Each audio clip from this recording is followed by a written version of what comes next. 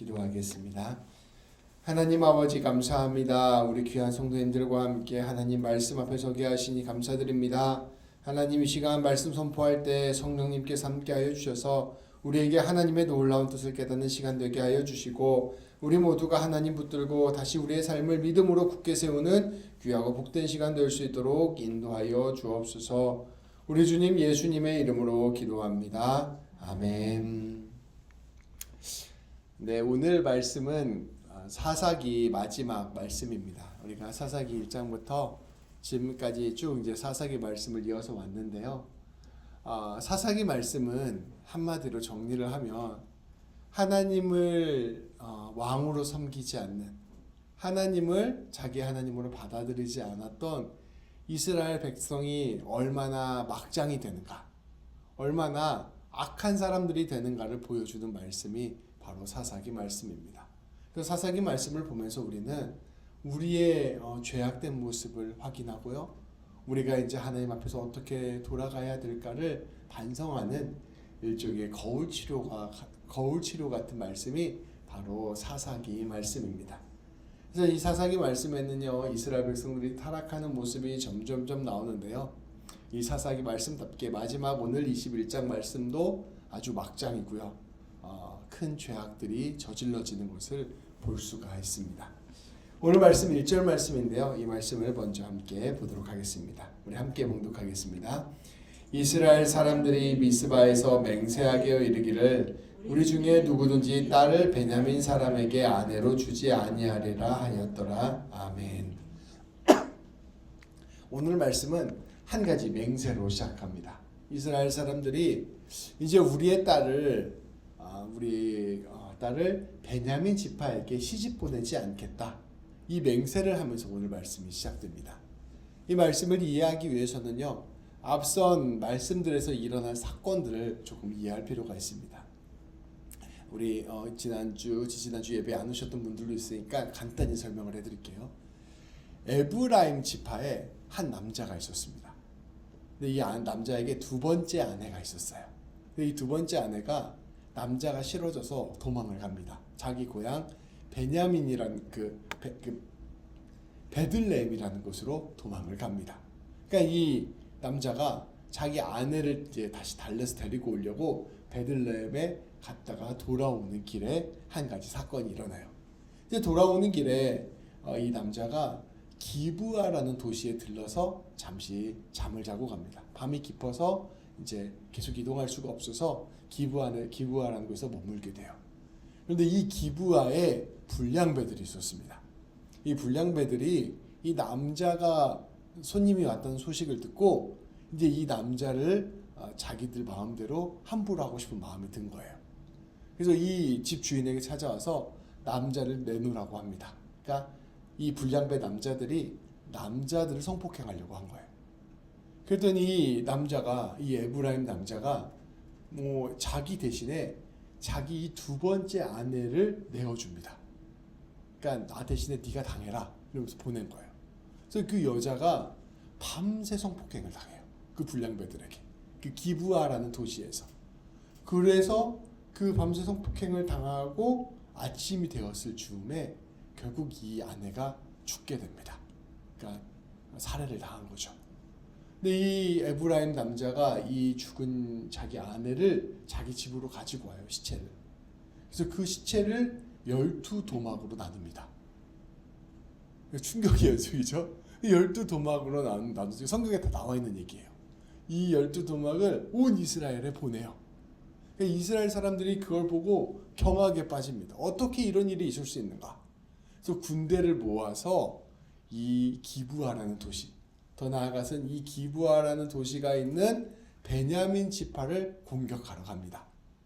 이 베냐민 지파 사람들은 이 이스라엘 백성들이 쳐들어오니까 사과하거나 이 죄를 저질렀다는 사람들을 처벌하지 않고 오히려 나머지 이스라엘 지파들과 전쟁을 하는 편을 선택을 합니다. 그래서 결국 어떻게 됐나? 이게 지난주 말씀인데요. 이스라엘 군대가 3번의 공격 끝에 결국 베냐민 지파를 이깁니다. 그래서 베냐민 지파의 군대가 다 죽어요. 그러고 나니까 이스라엘 사람들이 어떻게 했냐면 이 베냐민 지파의 마을마다 다니면서 거기에 있는 사람들을 다 학살하는 겁니다. 사람들이랑 동물들을 다 학살을 해요. 그래서 한참을 죽이고 나니까 문제가 생긴 거예요. 베냐민 지파에 더 이상 사람이 안 남아 있는 거예요. 이 사람들을 적당히 죽여야 되는데 한 지파 사람들을 거의 다 죽인 거예요. 그래서 이제 문제가 생긴 게 바로 오늘 말씀의 배경입니다. 그러니까 이스라엘 백성들이 또 맹세를 해요. 이 나쁜 베냐민 지파랑 우리는 절대 이제 사돈 안 맺을 거야.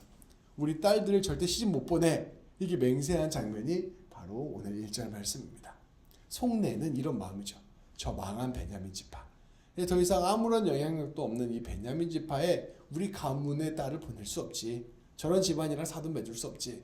우리는 우리끼리 할 거야. 라고 이제 마음을 먹고 맹세를 한 장면이 첫 번째 장면입니다. 그런데 이 이스라엘 백성들이 이렇게 베냐민 지파를 다 학살을 하고 결혼까지 안 하게 하고 좀 시간이 지났는데 당황스럽기 시작한 거예요. 왜냐하면 12지파가 있어야 그래도 이스라엘이 전체가 좀 힘이 있을 텐데 12지파 중에서 한 지파가 거의 다 죽어서 없어질 지경에 이르니까 우리가 너무 심했는데 이거 다 망하면 어떻게 하지? 이런 당황이 들게 된 겁니다. 이제 어떻게 해야 돼요? 우리가 베냐민 지파한테 너무 심한 것 같아. 특별히 베냐민 지파의 여자들을 너무 많이 죽였어. 그러니까 우리가 이 베냐민 지파를 다시 좀 회복시켜주기 위해서 여자들을 공급해주자. 이 말씀이 오늘 말씀의 이야기입니다. 그래서 2절부터 4절까지 말씀을 보면 이렇게 이야기합니다. 백성이 베델에 이르러 거기서 저녁까지 하나님 앞에 앉아서 큰 소리로 울며 이르되 이스라엘의 하나님 여호와여 어찌하여 이스라엘에 이런 일이 생겨서 오늘 이스라엘 중에 한 지파가 없어지게 하시나이까 하더니 이튿날에 백성이 일어나 거기에 한 제단을 쌓고 번제와 화목제를 드렸더라. 아멘. 이 말씀을 읽으면요, 이스라엘 백성들의 신앙이 참 좋다 이렇게 받아들이면 안 돼요. 이거 완전 사이코패스입니다. 여기 보면 이스라엘 백성들이 베델에 이르러서 거기에서 저녁까지 하나님 앞에서 큰 소리로 울면서 기도해요. 하나님, 우리 이스라엘에 지금 한 지파가 없어지게 돼서 너무나 마음이 아픕니다. 하나님 어떻게 이런 일을 만드셨습니까? 라고 기도하는 겁니다. 근데 이 지파 누가 없앴어요? 이스라엘 사람들이 없앤 거예요. 자기들이 다 학살해 놓고서는 하나님 왜 이제 베냐민 지파가 없어졌습니까? 어떻게 이런 일을 만드셨습니까? 라고 하나님한테 기도하는 겁니다. 자기들이 다 죽여놓고서는 마치 하나님께서 이 일을 다 한 것 마냥 따지며 울면서 기도하는 장면이 바로 2절부터 4절까지 말씀입니다. 이 말씀을 보면 하나님을 겉으로만 믿는 게 어떤 건지를 알 수가 있어요. 하나님을 진짜로 나의 하나님으로 모시고 진짜로 하나님을 내가 섬기고 이런 게 아니라 겉으로만 신앙생활을 잘하는 것이 어떠한 모습인지를 알 수 있습니다. 이거를 이제 우리식으로 번역을 하면 이런 거예요. 학생이 공부를 하나도 안 했어요. 그래서 시험이 완전히 망했습니다. 다음날 가서 울면서 기도하는 거예요. 하나님, 저에게 0점을 주시면 어떻게 합니까? 하나님 어찌하여 저에게 이런 일을 만드셨습니까? 우는 겁니다. 그러니까 하나님 앞에서 자기 책임을 다 전가하는 거죠. 그러면서 막 울면서 기도하면서 나는 훌륭한 신앙을 가지고 있어. 이렇게 이야기하는 겁니다. 자기 욕심대로 자기 마음대로 죄를 지으며 살다가 삶이 망가지고 무너진 다음에 어찌하여 하나님 제 삶이 이렇게 망가졌습니까? 내 삶에 왜 이렇게 문제가 생깁니까? 이렇게 기도하는 모습이 바로 이스라엘 백성들의 모습이었다는 것입니다. 사실 이스라엘 백성들이 베냐민 지파를 공격할 때, 이스라엘 백성들이 이 베냐민 지파 사람들을 학살할 때 그게 하나님 뜻이냐 물어보지 않았어요. 물어보지 않고서는 다 죽이고 나서는 이 비참한 일들이 다 하나님으로부터 온 일이라고 따져묻는 그런 자기 뜻대로 해석하는 신앙의 모습을 보여주고 난 것입니다. 그리고 나서 또 열심히 번제와 화목제를 드려요. 그리고 나서 이스라엘 백성들이 결심을 합니다. 우리 베냐민 지파가 이제 다 없어졌으니까 우리가 얘들을 회복시켜주자. 그게 하나님의 뜻인 것 같다. 그러니까 이제 우리가 베냐민 지파를 회복시킬 방법을 찾아보자. 그래서 이스라엘 사람들이 다 같이 모여서요, 두 가지 방법을 찾아냅니다. 근데 이 두 가지 방법 다 굉장히 충격적이에요. 첫 번째 방법은 여자를 납치해 오는 겁니다. 약탈해 오는 거예요. 그래서 이 사람들이 모여서 회의를 하기 시작합니다. 회의를 하기 시작한 내용이 바로 6절부터 11절까지 말씀입니다. 같이 한 절씩 교독해서 읽어볼게요. 한번 내용을 살펴보면서 읽어보시기 바랍니다. 이스라엘 자손이 그들의 형제 베냐민을 위하여 뉘우쳐 이르되 오늘 이스라엘 중에 한 지파가 끊어졌도다.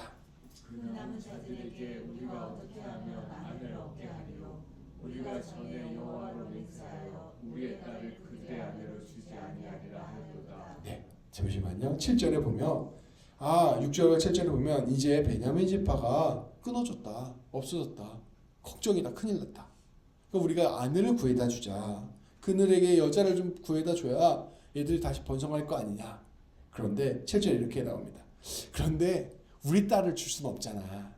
우리 딸은 우리가 옛날에 맹세했었어. 하나님 앞에 우리의 딸들을 베냐민 지파에게 주지 않기로 맹세했었어. 그러니까 내 거 손해 보기는 싫어. 그러니까 내 거는 손해 보기 싫은데 얘들을 어떻게 구해주지? 이렇게 이제 고민하기 시작한 겁니다. 그래서 명분 트집을 잡아내기 시작합니다. 8절 말씀이에요. 또 이르되 이스라엘 지파 중 미스바에 올라와서 여호와께 이르지 아니한 자가 누구냐 하고 본즉 야베스 길르앗에서는 한 사람도 진영에 이르러 총회에 참석하지 아니하였으니. 백성을 계수할 때에 야베스 길르앗 주민이 하나도 거기 없음을 보았습니다. 아멘. 8절과 9절 말씀을 보면 이제 이 사람들이 명분을 찾는 겁니다. 그런데 우리가 잠깐 생각해 보자. 우리가 지난번에 베냐민을 공격하러 갈 때 미스바에 다 같이 모였잖아.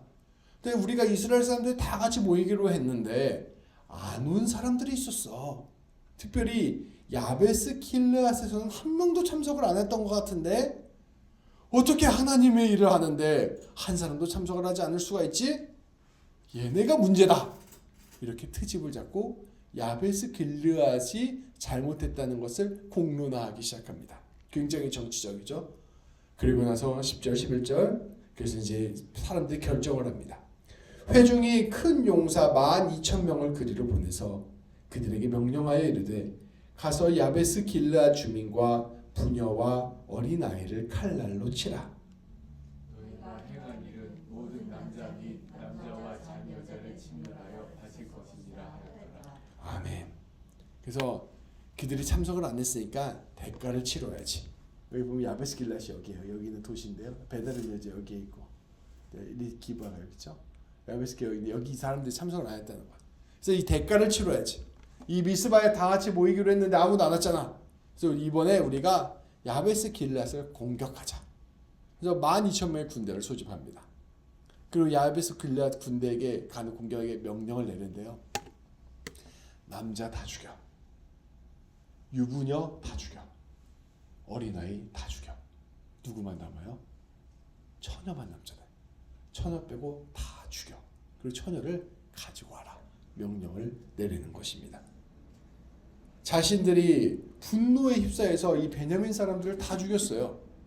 근데 문제가 발생하니까 이 문제를 해결하기 위해서 자기들의 것을 내놓고 자신들의 것을 희생하는 게 아니라 또 다른 희생자를 만든 거예요.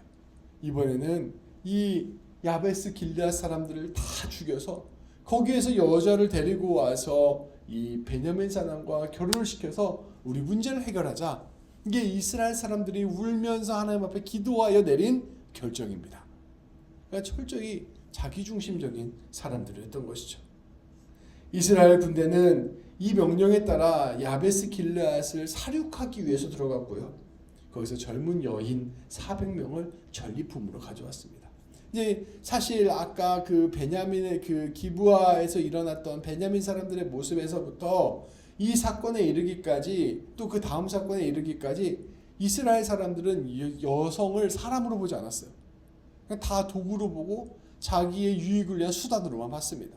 그러니까 이 여자도 마치 가축을 끌어오듯이 다 사람들 죽이고 시집갈 여자들을 데리고 와서 이 여자들을 베냐민 지파에 갖다 준 것입니다.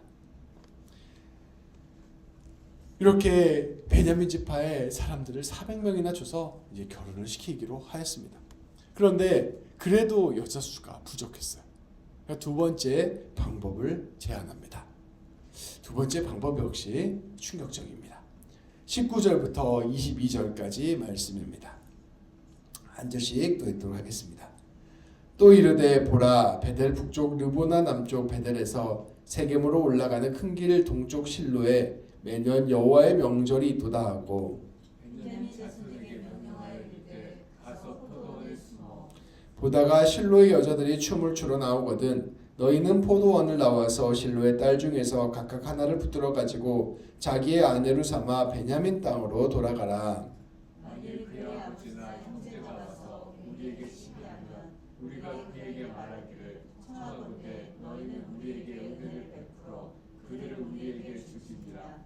이는 우리가 전쟁할 때에 각 사람을 위하여 그의 아내를 얻어주지 못하였고 너희가 자의로 그들에게 준 것이 아니니 너희에게 죄가 없을 것이니라 하겠노라 하네. 아멘. 이 말씀은 무엇이냐면요. 이제 베냐민 지파가 이쪽에 남쪽에 있잖아요. 여기가 이제 베냐민 지파인데요. 베냐민 지파 조금 올라가면 실로라는 도시가 있었습니다. 이 실로에 무엇이 있었냐면 그 성막 있잖아요. 하나님께 예배드리는 성막이 실로에 있었어요. 이제 훗날에 성전이 예루살렘에 지어지지만 그 전까지 실로에 이 성막이 있었고 예배를 드렸습니다. 그러니까 이제 거기서 하나님께 예배를 드리니까 하나님을 찬양하고 하나님을 예배 드리는 일이 이 실로에서 일어났어요. 근데 이스라엘에는 3대 명절이 있습니다.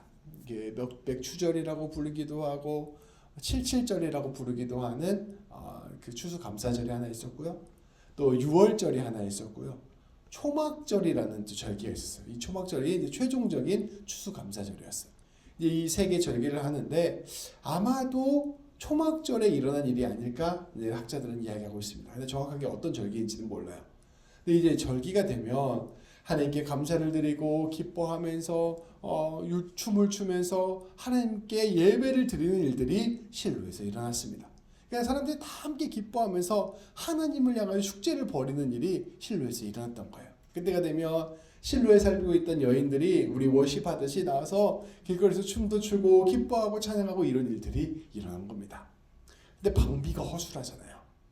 그래서 이 이스라엘 백성들이 이 베냐민 사람들한테 은밀하게 말하는 겁니다. 야, 명절이 되면 이 실로에서 실로의 여인들이 나와서 춤추고 기뻐할 거야. 그때 방비가 허술하니까 포도원에 숨어 있다가 그 여자들을 납치해서 너의 부인으로 삼아. 그럼 실로 사람들이 따질 거 아니에요. 실로에 살고 있는 그 딸들의 아버지랑 형제들이 따질 거 아니에요. 그러면 우리가 전쟁을 해서 전리품으로 뺏은 건 아니지 않느냐. 그러니까 이게 진짜 나쁜 거라고 말할 수 있느냐라고 대답하면 된다. 그리고 너희가 우리한테 내준 것도 아니잖아. 맹세 원래 자기의 딸들을 베냐민 지파에게 내주지 않겠다고 맹세를 했는데 우리가 가져온 거니까 너희가 맹세를 어긴 것도 아니야. 그러니까 특별히 문제가 되지 않으니까 허락해줘 라고 말하면 문제가 넘어가게 될 거야 라고 이야기를 한 것입니다.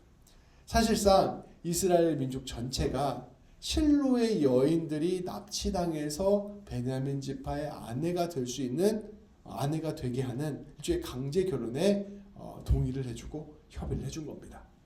그래서 이 민족들의 어떤 협의에 따라서 이 이스라엘 백성들의 방관에 따라서 이 베냐민 지파 사람들은 실로에 가서 여인들을 납치해 오고요. 그래서 이 베냐민 지파가 그 여인들을 데리고 그나마 존속할 수 있는 길이 열리게 된 것입니다.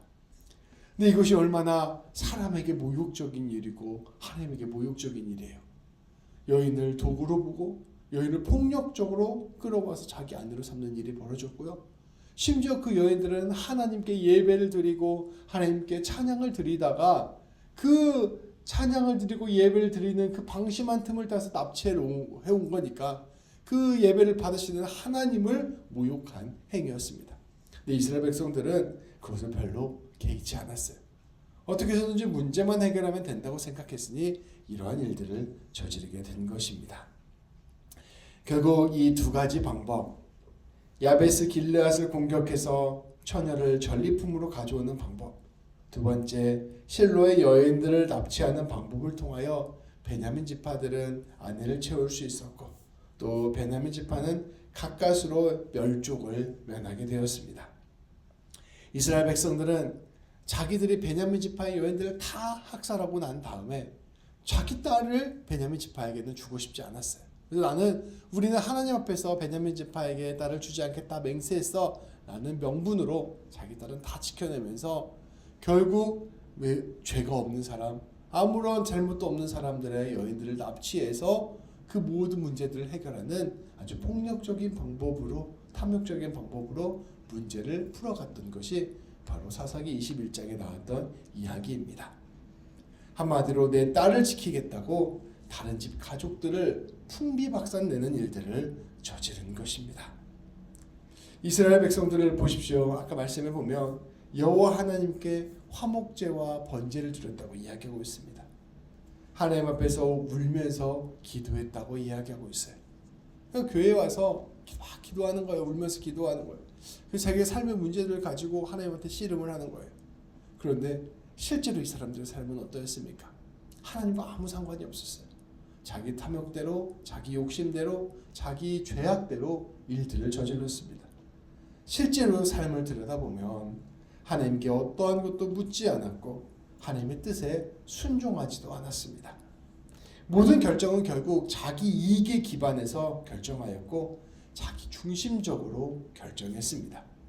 자신들의 잘못은 되돌아보지 않았고 끝까지 폭력과 악한 방식으로 문제를 해결했습니다. 이 사사기 말씀을 보면 성경은 우리에게 계속해서 이야기하고 있는 것이에요. 이야기하고 있습니다. 겉으로 그럴싸한 종교인은 하나님을 믿는 게 아니다. 결국 마음속 중심이 무엇을 하나님으로 붙들고 있느냐, 이것이 바로 정말로 중요한 것이다 말씀하고 있는 것입니다. 그래서 이 모든 일이 다 일어난 뒤에 그 사사기 21장 25절 말씀은 이렇게 선포합니다. 그때 이스라엘에 왕이 없으므로 사람이 각기 자기 소견에 옳은 대로 행하였더라. 이게 사사기 말씀의 주제예요. 그리고 이 세상을 살아가는 자기 멋대로 살아가는 모든 사람들을 향하여 선포하는 하나님의 말씀입니다.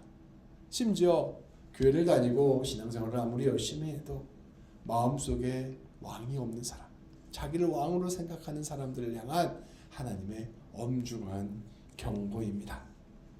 결국 이 모든 일들의 문제는 이스라엘에 왕이 없었기 때문입니다. 그래서 모든 사람들이 자기 생각에 옳은 대로 행하였기 때문입니다. 다시 말하면 내가 모시는 왕이 없다는 거예요. 그럼 누가 왕이에요? 내가 왕이라는 얘기입니다. 자기 하나님마저 내가 함부로 부릴 수 있는 자기 신하라고, 자기 아랫사람이라고 생각했던 것이 바로 이스라엘 사람들이고 오늘날 하나님을 섬기지 않는 사람들의 모습입니다. 그러니 나는 하나님도 함부로 할 수 있어. 사람의 목숨도 함부로 할 수 있어. 여인들도 함부로 할 수 있어. 모든 것을 내 탐욕과 욕망대로 함부로 할 수 있어. 이렇게 살았던 사람들이 바로 이스라엘 사람들이었던 것이죠. 결국 이러한 삶이 어떠한 삶이 되느냐? 사사기 말씀이 우리에게 가르쳐주는 대로 비극과 죄악이 가득한 삶이 되었고요. 온갖 부조리와 불의가 가득한 삶이 되었습니다. 성도 여러분, 사사기 말씀은 우리에게 신앙의 본질이 무엇인지를 가르쳐줍니다. 신앙이라는 것은 하나님을 왕으로 모시는 것입니다. 내 모든 삶의 자리에서 정말로 하나님을 내 왕으로 모시는 거예요. 내 삶의 주인을 나에게서 하나님으로 바꾸는 것입니다. 내 멋대로, 내 생각대로, 내 소견대로 살아가는 것이 아니라 하나님의 말씀대로 순종하며 살아가는 것, 이게 바로 신앙이에요. 이거를 우리 예수님께서는 거듭나는 것이라고 이야기하십니다. 다시 말하면 예전에 나는 죽고 새로운 내가 되어야 된다는 거예요. 이전에 내가 내 모든 것을 내 마음대로 했던 삶을 다 내려놓고 그 나를 죽이고 하나님께 온전히 순종하는 내가 되는 것, 이게 바로 신앙이라는 것입니다. 내 주인을 근본적으로 바꾸지 않으면 우리가 하는 모든 삶은 결국 다 죄로 흘러갈 것입니다. 그러니까 우리가 신앙에 대해서 고민을 할 때 얼마나 내가 교회를 열심히 다니냐, 얼마나 내가 헌금을 많이 내냐, 얼마나 내가 신앙생활을 그럴싸해 보이느냐, 얼마나 직분을 많이 갖느냐, 제가 여러 번 말씀드리지만 그것도 물론 다 중요한 것이지만 근본적으로 내 삶의 주인이 누구이냐 이거를 먼저 바라보는 게 신앙에서 가장 중요하고 사실 핵심이라는 것이죠. 아무리 미사역을 많이 해도, 아무리 성경 말씀을 입에 달고 살아도, 아무리 하나님 이야기하고 살고, 아무리 울면서 기도하더라도 우리의 마음의 중심이 하나님이 되지 않으면 결국 우리는 사사기에 나오는 이스라엘 백성들과 똑같이 죄인의 길, 죽음의 길로 걸어가고 있다는 것을 꼭 기억해야 한다는 것입니다. 성도 여러분, 우리는 우리 하나님을 왕으로 모셔야 됩니다. 우리 하나님을 주님으로 모셔야 됩니다. 이게 바로 신앙의 핵심이에요. 그런데 여기서 한 가지 꼭 중요한 게 한 가지 더 있습니다.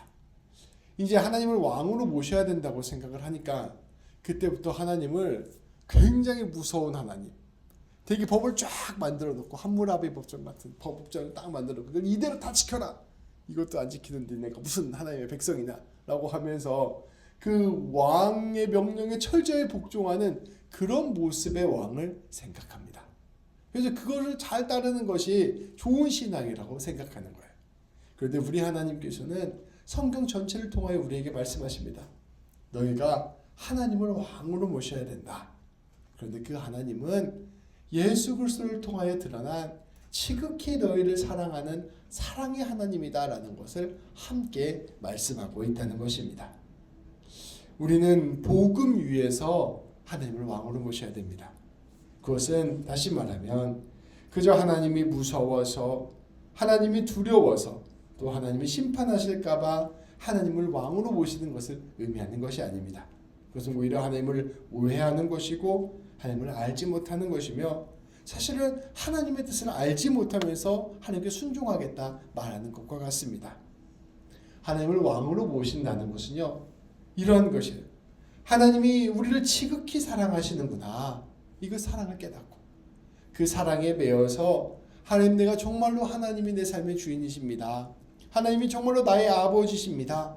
하나님이 정말로 나의 왕이십니다. 고백하면서 그 놀라운 사랑에 감격하여 하나님을 왕으로 모시는 것, 이게 바로 성경 말씀이, 복음이 말하는 하나님을 왕으로 모시는 것의 참 의미인 것이죠. 자신을 향한 하나님의 사랑을 온전히 깨달은 사람이 진심으로 하나님을 사랑하고 하나님을 왕으로 모실 수 있습니다. 이러한 모습을 너무나도 잘 보여주신 분이 우리 예수님이세요. 우리 예수님은 하나님이 우리 예수님을 얼마나 사랑하시는지를 너무나도 잘 알고 계셨습니다. 그 사랑이 얼마나 깊고 얼마나 넓고 얼마나 아름다운지를 잘 알고 계셨어요. 그리고 하나님께서 그 사랑의 길로 자신의 삶을 가장 귀하고 복된 길로 이끌고 계시다는 것을 알고 계셨습니다. 그러니까 우리 예수님께서는 그 하나님과 친밀한 사랑의 교제를 나누시면서 그 사랑 안에서 하나님을 왕으로 인정하고 왕으로 고백했던 것입니다. 그러니까 십자가 앞에서 오늘 너무나도 죽음이 두렵고 무섭잖아요. 그때 하나님, 내가 할 수만 있으면 이 잔을 피하고 싶습니다. 근데 내 뜻대로 마옵시고 아버지의 뜻대로 하옵소서. 하나님이 날 너무나도 사랑하시는 것을 알고, 하나님이 이 백성들을 너무나 사랑하시는 것을 알고, 이 백성들과 나를 위하여 가장 좋은 길로 인도하신다는 것을 내가 신뢰하기 때문에, 그 하나님의 사랑을 믿기 때문에 내가 이 일이 두렵고 어렵고 힘든 길이지만 용기를 내어 하나님의 사랑을 신뢰하여 그 길 걸어가겠습니다. 고백한 것이 바로 우리 예수님이 보여주신 하나님을 순종하는 것의 참 의미인 것이죠. 신앙이 아주 없는 사람은 자기가 왕처럼 생각하며 살아갑니다. 근데 신앙을 어설프게 아는 사람은 하나님이 규칙을 주시는 분이 정도로만 생각을 해요. 그래서 이것을 안 지키면 내가 벌 받으니까, 내가 망하니까 이것을 잘 지켜야지, 이 정도로 하나님을 왕으로 모시면. 근데 그게 잘 안 돼요. 한다고 되지도 않습니다. 근데 우리 하나님께서 예수님을 통하여 보여주는 하나님을 왕으로 모신다는 것은, 하나님이 정말로 나를 사랑하시는구나, 하나님이 내 인생을 꼭 붙들고 계시는구나, 나를 가장 귀하고 선한 길로 인도하시는구나를 신뢰하고, 그러면 하나님 따라가면 가장 좋은 길이겠지. 하나님이 나의 목자시니 하나님 따라가면 그 길이 형통한 길이겠지. 하나님 따라가면 그 길이 가장 아름다운 길이겠지 고백하면서 기쁨으로 하나님 손 꼭 붙잡고 하나님과 함께 걸어가는 것, 그것이 바로 하나님을 왕으로 모신다는 것의 참된 의미라는 것이죠. 그렇게 하나님을 왕으로 모시고 살아갈 때 근본적으로 내 마음이 달라지고 근본적으로 내 삶이 달라져서 완전히 하나님이 원하시는 삶으로 빚어져 가는 것이 말씀이 우리에게 가르쳐주는 놀라운 복음의 비밀인 것이죠. 자신을 향한 하나님의 온전한 사랑을 깨달은 사람, 그래서 진심으로 하나님을 사랑하게 되고 신뢰하게 되고 하나님을 왕으로 모신 사람, 이런 사람은 이제 예수님 닮아가는 삶을 살아가게 됩니다. 다시 말하면 그런 사람은 이제 한평생 사랑하면서 살아가는 삶이 되는 것이죠. 사사기 사람들은 어떠한 사람들입니까? 사사기 사람들은 어떻게든지 자기 살아보겠다고 남 죽이는 사람들이 사사기 사람들이에요. 내 욕심 때문에, 내 탐욕 때문에, 내 쾌락 때문에, 내 지배 욕심 때문에 다른 사람들을 해치고 다른 사람들을 죽이고 다른 사람들을 성폭행하고 다른 사람들을 함부로 대하는 사람들, 다른 사람의 것을 약탈하는 사람들이 바로 사사기의 사람들이었습니다. 하나님을 알지 못하니 내 삶의 근원과 내 삶의 모든 것을 채워주시는 하나님을 알지 못하니 결국 내가 모든 것들을 다 채워가야 된다고 생각을 하는 거예요. 결국 내 탐욕, 내 욕심에만 집중하다가 나나나 하다가 다른 사람들을 다 짓밟는 삶이 바로 사사기 사람들이었습니다. 아까 제가 사사기 이야기를 했을 때 어떻게 그렇게 끔찍한 일이 일어날 수 있을까 이런 생각이 들잖아요. 근데 그게 바로 하나님 없는 사람들의 삶의 진실이라는 것이에요.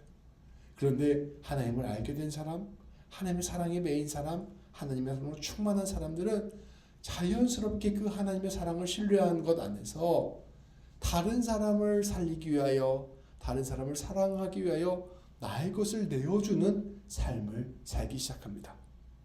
이게 앞서 말씀드린 것처럼 하나님이 막 무서워서 하나님이 너 내 이웃 사랑해야 돼 라고 하니까 무서워가지고 막 벌벌 떨면서 하나님 그래 내가 이거 하겠습니다 저거 하겠습니다 이런 차원이 아니고요. 하나님을 진실로 사랑하고 하나님의 사랑 안에 붙들린 사람들은 자연스럽게 내 이웃에게 그 사랑이 흘러가게 되고 넘치게 된다는 것입니다. 하나님을 진심으로 섬기고 이웃을 귀하게 여기며 손님을 환대하고 나의 것을 내어주는 삶을 살아가게 되는 것입니다. 다시 말하면 하나님 닮은 사람이 되고요. 예수님 닮은 사람이 되어가는 것이 바로 하나님 백성의 삶인 것이죠. 그래서 예수님을 왕으로 모시고 살아가는 사람은요. 놀랍게도 그 왕의 자녀가 되어서 왕을 닮아가는 또 왕의 은총을 누리고 왕의 복을 누리는 가장 귀한 삶이 된다는 것입니다. 성도 여러분, 저는 우리 귀한 성도님들이 이 놀라운 하나님을 알게 되기를 소망합니다. 이 사랑에 깊이 매이게 되기를 소망하고요. 사랑에 붙들리게 되기를 소망합니다. 이 망망대해 이 세상 가운데 아무도 도와줄 일이 없는 고아와 같이 나 혼자 살아야 된다고 생각해서 내 욕심, 내 바람만을 추구하면서 살아가는 삶 되지 않고 작은 것이라도 하나님께서 모든 것을 주셨음을 깊이 깨닫고 그 사랑 안에 거하며 사랑에 붙들려서 오히려 기쁨과 평안함 가운데 이 세상을 뚫고 나아가는 복된 삶을 사셨으면 좋겠습니다. 하나님을 아는 것과 하나님을 모르는 것은 완전히 다른 세상입니다. 천국과 지옥과 같은 차이가 있는 세상인 것이죠. 우리 귀한 성도님들이 이 하나님을 깊이 만나고 하나님을 왕으로 모시고 왕같은 제사장으로 살아가는 우리 귀한 모든 성도님들 되시기를 우리 주님의 이름으로 축복합니다. 기도하시겠습니다. 하나님, 우리가 진실로 하나님을 깊이 알게 되기를 소망합니다. 하나님이 우리를 얼마나 사랑하시는지를 깨닫게 되기를 소망합니다. 하나님께서 우리의 인생을 어떻게 붙들고 계시는지를 알게 되기를 소망합니다. 하나님께서 우리의 인생 가운데 끝까지 책임져 주심을 알게 되기를 소망합니다. 그저 머리로만 아는 것이 아니라 마음을 통하여 알게 되기를 소망하며 내 인생 전체를 통하여 깊이 알게 되기를 소망합니다. 하나님을 만나게 될 때 그 놀라운 기쁨과 평강이 얼마나 크고 아름다운 것인지를 온전히 누리게 되기를 소망합니다. 하나님, 이렇게 우리가 온전히 하나님께 붙들려서 하나님께 매어서 하나님을 왕으로 모시는 가장 귀한 삶 살아갈 수 있도록 인도하여 주옵소서. 하나님의 사랑에 붙들려 살아가는 삶의 그 놀라운 영광을 우리 모두가 맛보게 하여 주시고, 하나님 우리가 왕같은 제사장이 되어 하나님의 놀라운 사랑과 은혜를 전하는 귀한 삶을 살아갈 수 있도록 인도하여 주옵소서. 하나님 우리 귀한 성도님들이 가는 곳곳마다 그리하여 사람을 살리고 생명을 살리는 역사가 일어나게 하여 주시고, 우리 성도님들이 가는 곳곳마다 아름다운 향기가 퍼져나게 하여 주시고, 우리 성도님들이 가는 곳곳마다 놀랍게 주의 뜻이 이루어지는 귀한 삶들을 우리 가운데 허락하여 주옵소서. 우리 주님 예수님의 이름으로 기도합니다. 아멘.